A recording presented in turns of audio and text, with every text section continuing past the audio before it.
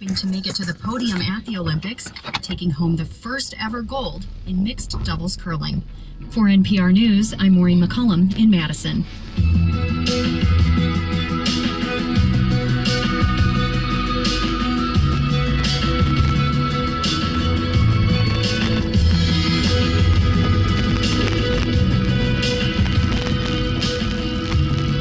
This is All Things Considered from NPR News. Right here on 89.9 WWNO. U.S. workers' wages and benefits rose 2.6% over the past year, matching the largest annual increase since 2015.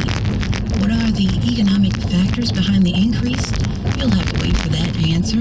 That's coming up in the next hour during Marketplace. And of course, right now you're tuned into All Things Considered here on New Orleans Public Radio. It's 5:48. Here's traffic. Heading on the I-10 East as we take your final look at traffic for this afternoon. You do have a breakdown being reported at the upslope of the high-rise. That's blocking the right lane of the roadway. Has heavy delay stretching all the way back to the Superdome through the CBD, while the I-610 is tight from St. Bernard Avenue. Also looking at an accident on the eastbound bound at Crescent City Connection. Make that the Lakebound Expressway around the Superdome. Solid delay stretching back across the main span. The westbound bound connection is tight from Carrollton. Looking at a ground level accident on North Causeway at Metairie. This traffic report has been brought to you by Vasquez Law Firm. I'm Anthony Robinson. It's a pretty fair evening across to Crescent City. It's currently 64 degrees in Algiers.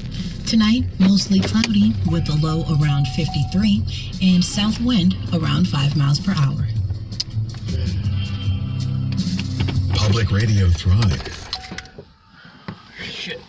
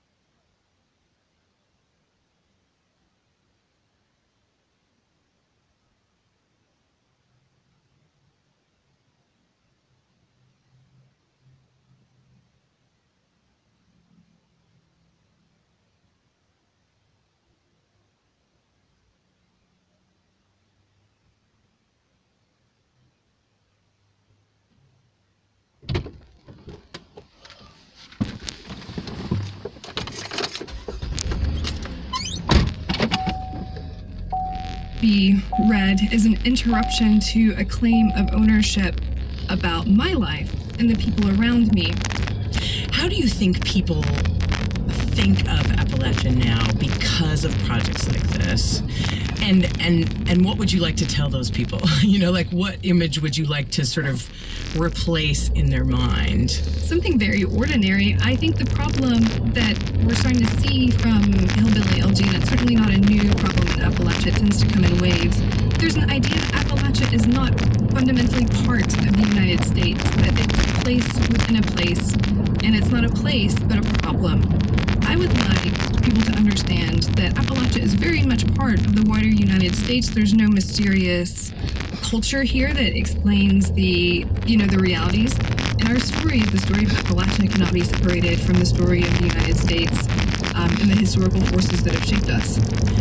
There's this genre of campaign reporting that you talk about in your book. It's called the Welcome to Trump Country.